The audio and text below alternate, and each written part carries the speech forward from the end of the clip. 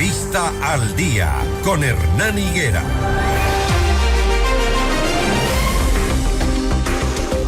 Las 6 de la mañana, 27 minutos, 6:27. De los 16 binomios que se inscribieron para las elecciones 2025, 4 ya tienen su calificación en firme, es decir, que ya tienen su participación asegurada en los comicios. Unidad Popular con su candidato presidencial Jorge Escala, el Movimiento ADN que postuló a la reelección al presidente Daniel Noboa, Sociedad Patriótica con su candidata Andrea González y Creo, cuyo postulante es Francesco Tabacci. Vamos a analizar este panorama. Mauricio Alarcón, director de la Fundación Ciudadanía y Desarrollo, está con nosotros. Mauricio, el tablero electoral se va definiendo. Tenemos nuevas autoridades de la Asamblea, pero vamos primero por lo electoral. Hay 4 partidos políticos y movimientos que no tienen inscripciones para asambleístas nacionales. Y esto pues les pone un poco en desventaja, digamos, a los presidenciales, porque claro, ¿con qué asamblea piensan llegar si están con estos problemas de entrada? Y le quieren ofrecer seguramente al país lo que todos dicen, gobernabilidad. Entonces, primer tropezón de estos partidos. Analicemos ese tema por ahí primero, por favor, Mauricio. Buen día. El micrófono. Para la audiencia de FM Mundo.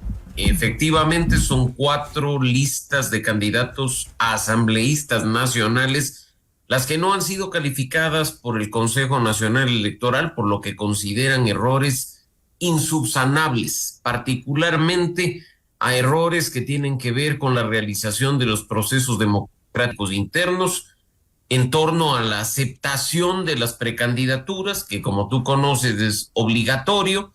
Y pues habrá que ver en este caso si es que se cumple con estas y otras cuestiones de lo que significa ya un proceso más bien ante el Tribunal Contencioso Electoral. Pues por parte del CNE el asunto se ha dado por cerrado.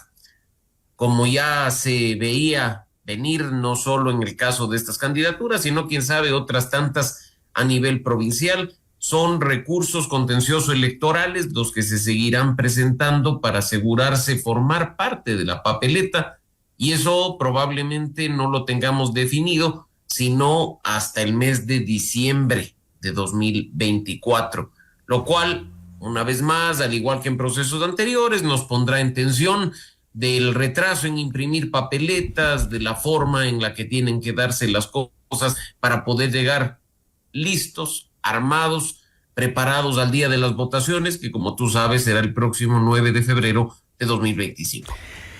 Eso deja muy claro cómo están estructurados estos partidos y movimientos políticos, ¿no? Cómo han quedado después de algunos procesos electorales que ya no pueden ni siquiera cumplir con lo básico para poner candidatos.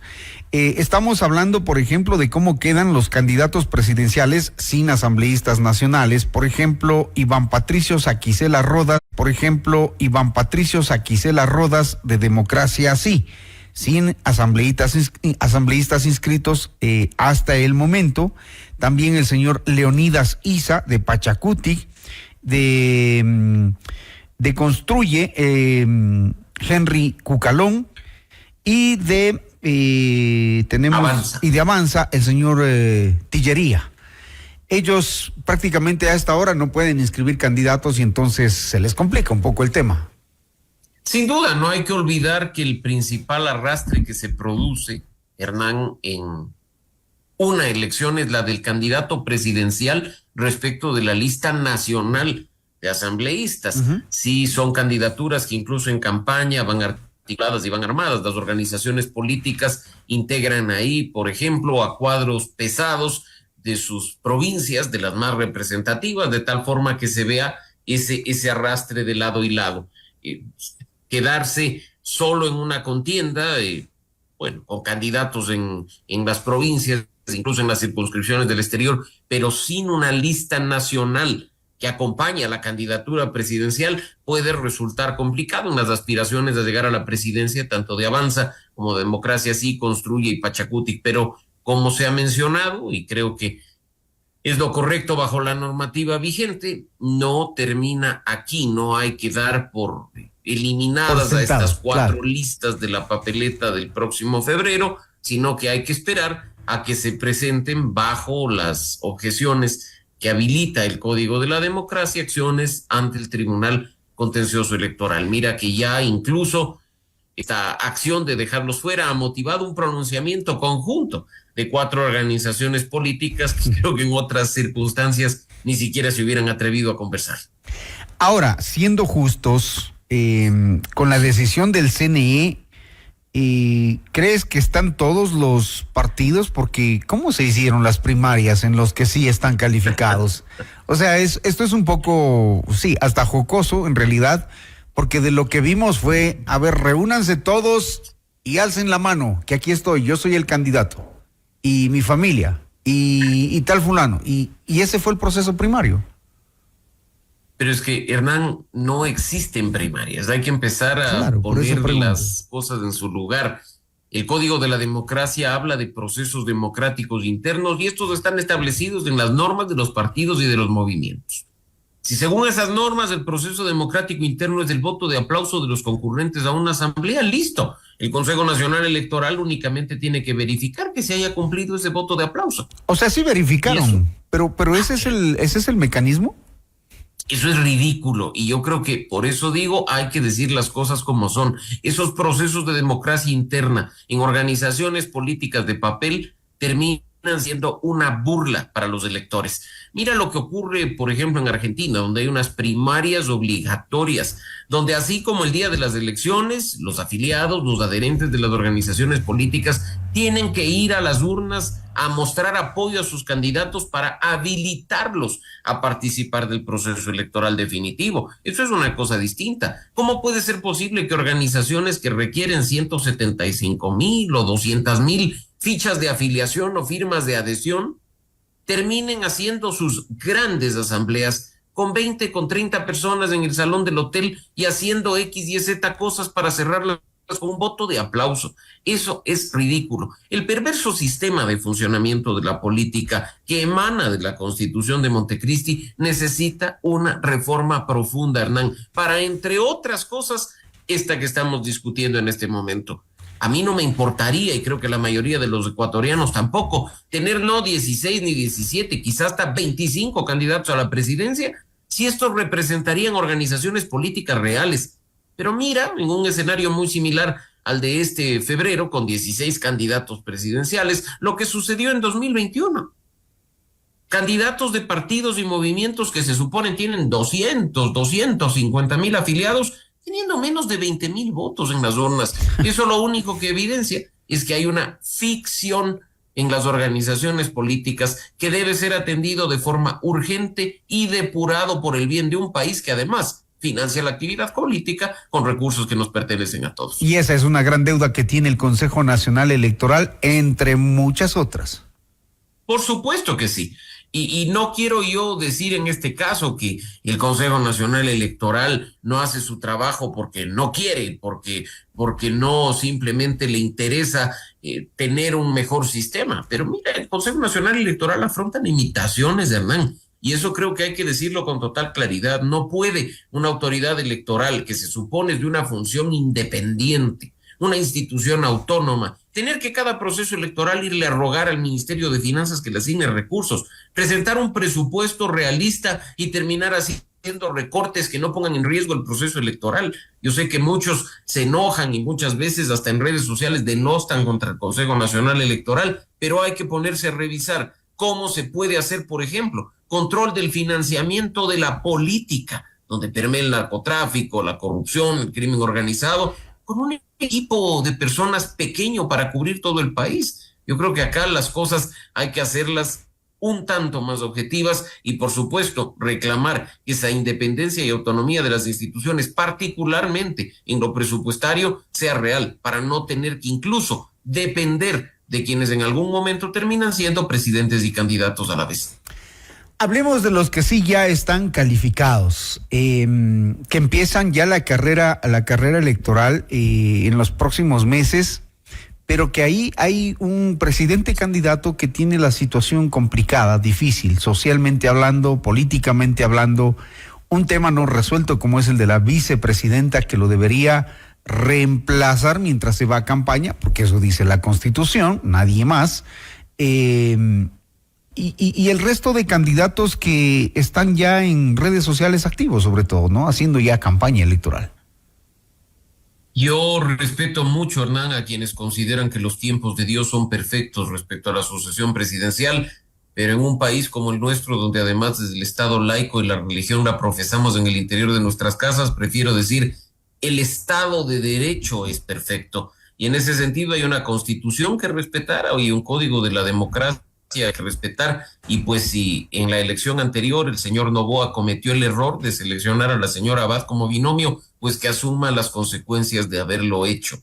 Tratar de seguir forzando su destitución por fuera de lo que dice la Constitución y la ley es una aberración. Acá no se ataca a la persona, se defienden principios. Y yo creo que en este momento lo único que nos queda claro a los ecuatorianos es, uno, que según el Código de la Democracia, el señor Noboa, al ser candidato y al querer hacer campaña, tiene que pedir licencia de forma obligatoria durante el tiempo que dure la campaña. Y dos, que al producirse por esa licencia una ausencia temporal del presidente de la República, debe ser reemplazado constitucionalmente por quien ocupa la vicepresidencia, quien asume además la función ejecutiva con todas las atribuciones y poderes que tiene establecida en la Constitución. Y en este punto creo que también es importante señalar, Hernán, que la primera gran decisión de un candidato a la presidencia es escoger bien a su binomio. Pues aunque uno diga que no se sabe con certeza qué funciones tendrán designadas, mira que la más importante,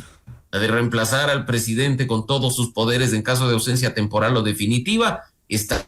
Así es que en espacios como este, donde tú vas a tener la oportunidad de entrevistar a los candidatos presidenciales, que también se entreviste a los vicepresidenciales, claro, para ver qué con piensan, claridad cuál es su relación, cómo se llevan y demás, claro, para en este caso los ecuatorianos podamos tomar una decisión fundamental. Y ver al menos si se conocen, ¿no? Porque después nos salen con estas sorpresas. ¿Qué pasa en la asamblea? Lo de ayer fue nuevamente vergonzoso, no hay acuerdos políticos y cuando los hay también se los critica. La Revolución Ciudadana jugándole al Partido Social Cristiano y ellos también jugando a lo suyo. Un desperdicio de tiempo total, no llegaron a acuerdos, no hay vicepresidente. ¿Eso trae algunas consecuencias al país? Mira, en realidad, Hernán, ninguna grave. Yo creo que aquí hay que desmitificar muchas cosas. Acá no estamos frente a una situación gravísima que ponga en riesgo el funcionamiento del CAL o de la asamblea misma durante las próximas semanas. No te olvides que este cuerpo colegiado que manda en el legislativo, que determina algunos temas de su trabajo diario, está integrado por 7 miembros.